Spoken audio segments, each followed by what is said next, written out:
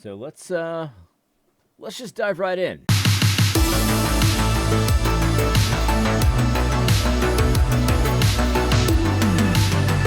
All right, guys. All right. Well, yesterday's video, it was, a lot of you guys watched it. A lot of people had some things to say about it.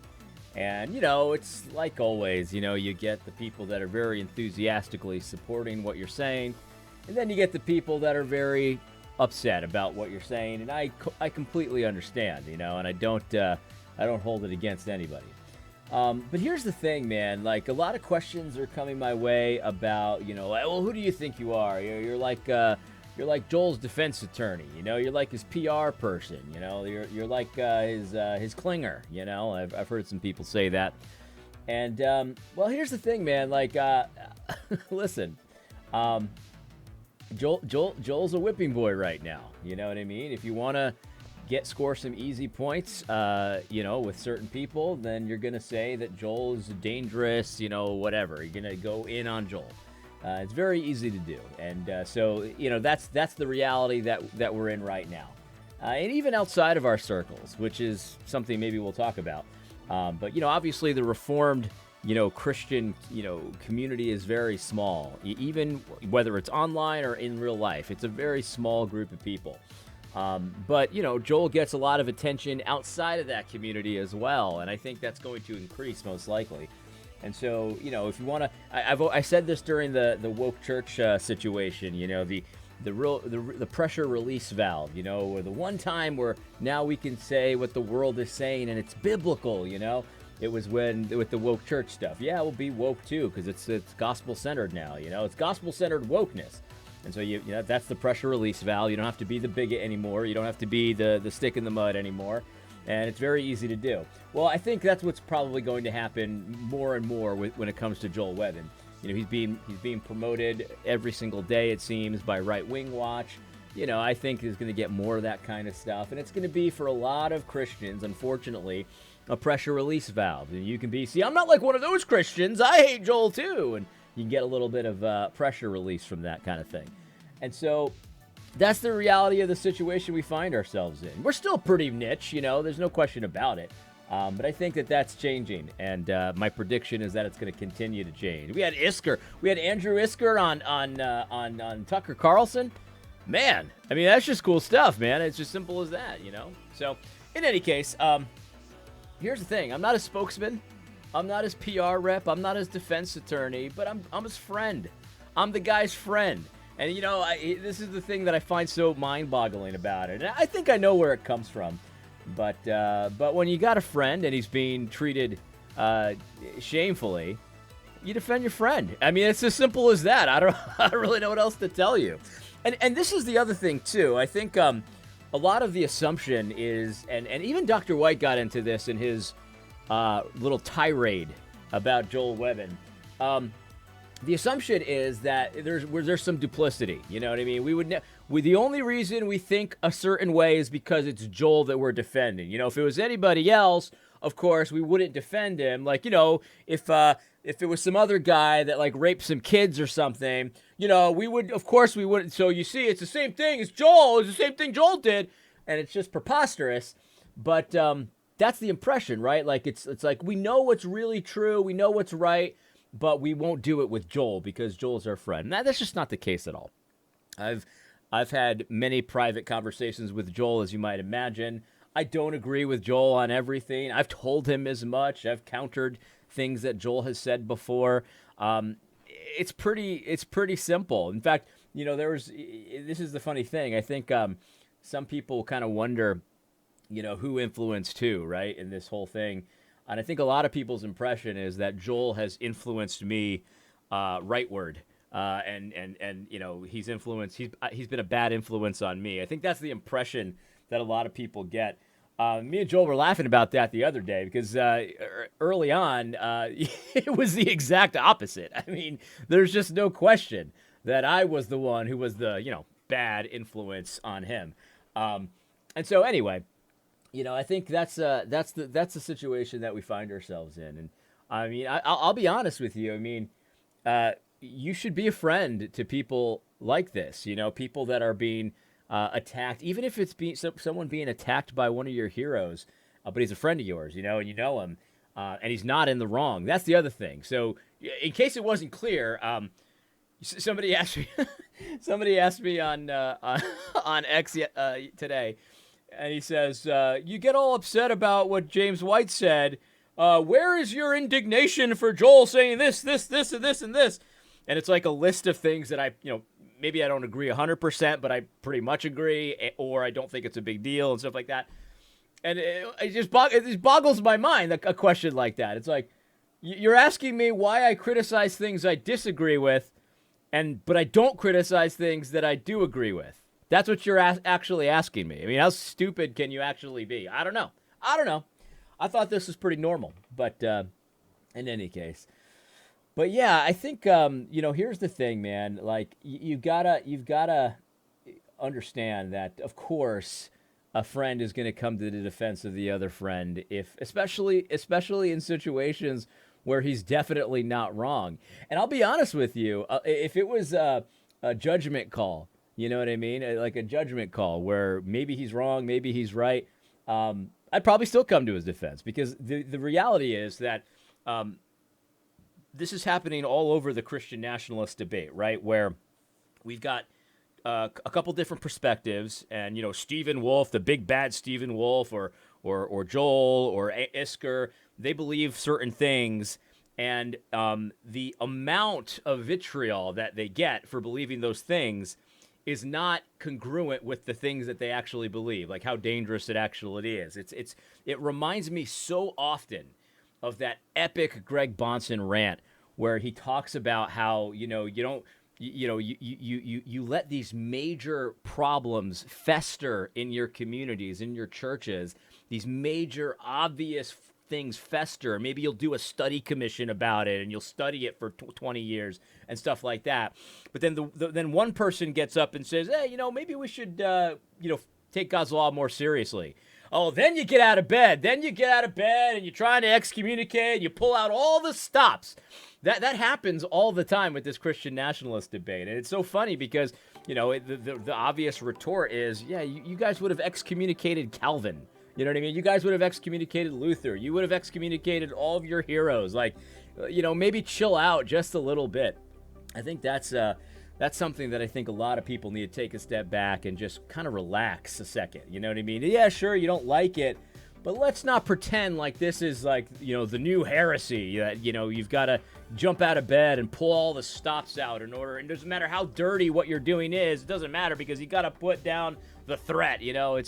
It's just there's an incongruency with the response to the level of error that you're confronting.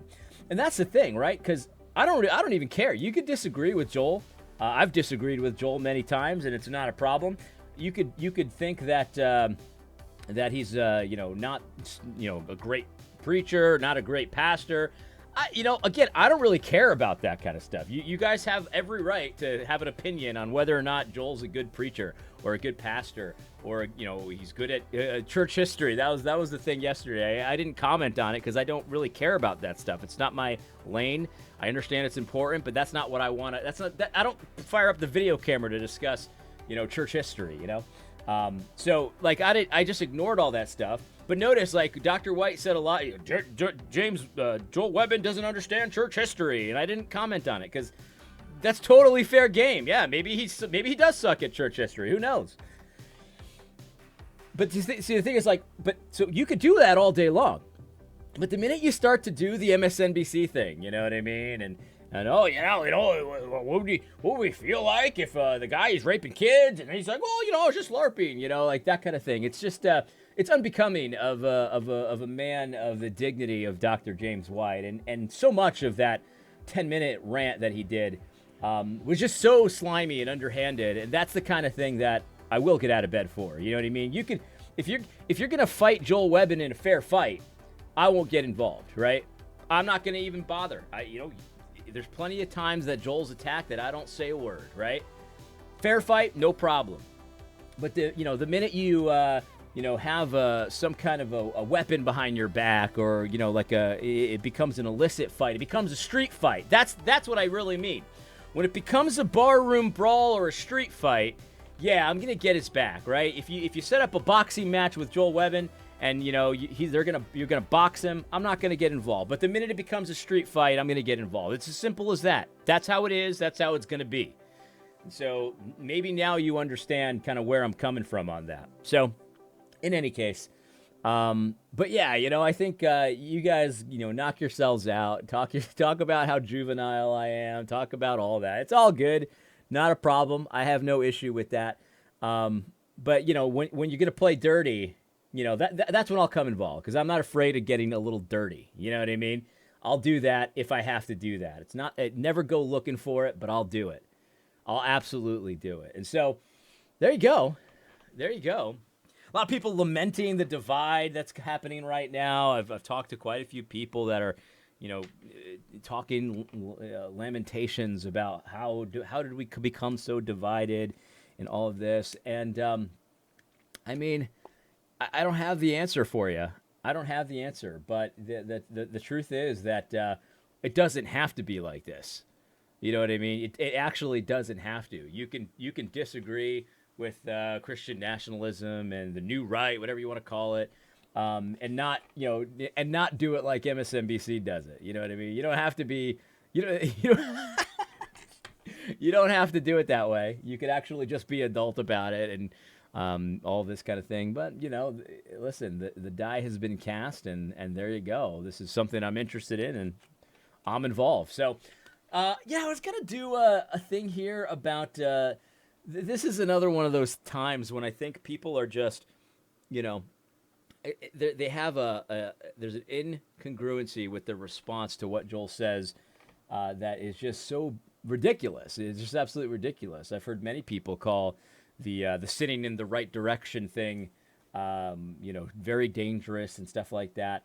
And, I honestly hadn't watched this section of Joel's content, because I don't watch all of Joel's content. When you guys are watching Joel Webbon, I'm watching pedophiles get caught by Gordon Flowers, and I highly recommend it. It's very good stuff. He does the sting operations, and it's just hilarious, absolutely hilarious. Either that or I'm watching Sopranos clips. But but anyway. So I hadn't heard this, but when I heard that Joel had said sitting in the right direction, because I don't hate Joel, I kind of instantly could figure out what he meant by that. I don't think Joel's, an idiot. I don't think he's a heretic. So, I can easily see what he's talking about. And so, I've defended that comment. It's like, maybe I wouldn't have said it that way, but I know exactly what he's talking about. It's true.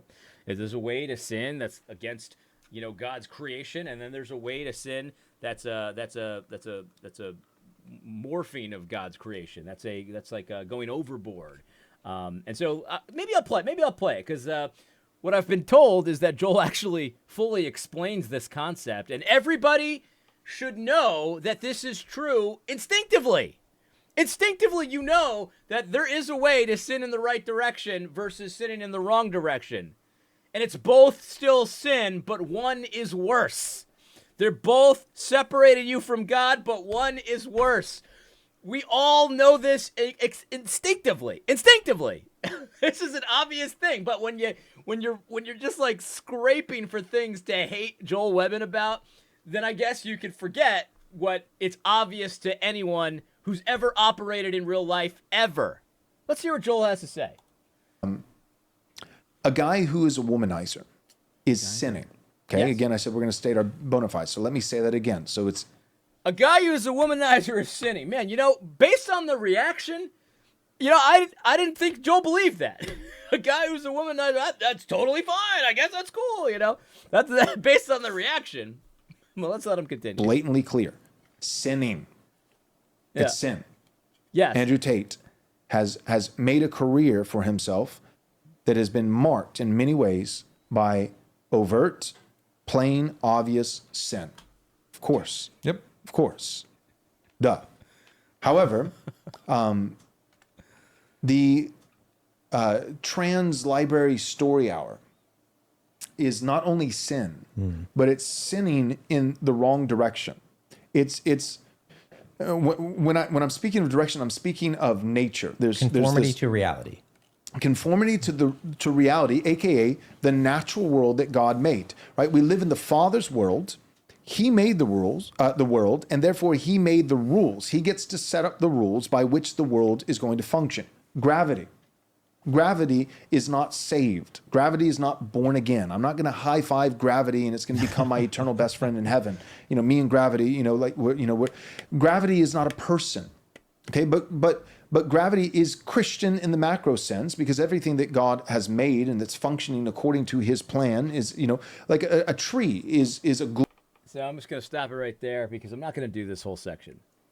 But if you were listening in the beginning, he said, sinning against nature, against contrary to nature, against the way God created the world, versus sinning according to nature, right? This is a complex way of saying that a wife will feel more betrayed if her husband has sex with another dude than with a woman. She will feel worse. It is a worse sin. If her husband cheats on her with a dude, she's going to naturally be more repulsed and disgusted than if he cheats on her with a woman. She's going to feel awful either way. It's a sin either way. It's a grievous sin either way. But we all know, and we all would understand this if it wasn't Joel Webbon talking about it, that we would be more disgusted if it was a homosexual affair, homosexual adultery. We'd all get it. We'd all freaking get it. Like, it's pretty basic. This is easy stuff, right? This is very easy. We're repulsed by things that are sins, but but fall into this category of going against the natural order, the natural way that God created the world, the instincts and the impulses and the order that he designed into the world. When it goes against that kind of thing, we're more repulsed than other sins, which we're still repulsed, but not in the same magnitude, not in the same way. And that, to deny that, is to walk around with your eyes closed. To deny that doesn't make any sense. It's just to reject the obvious instinct and impulse that we all have. Everybody should understand this intuitively. This is the case.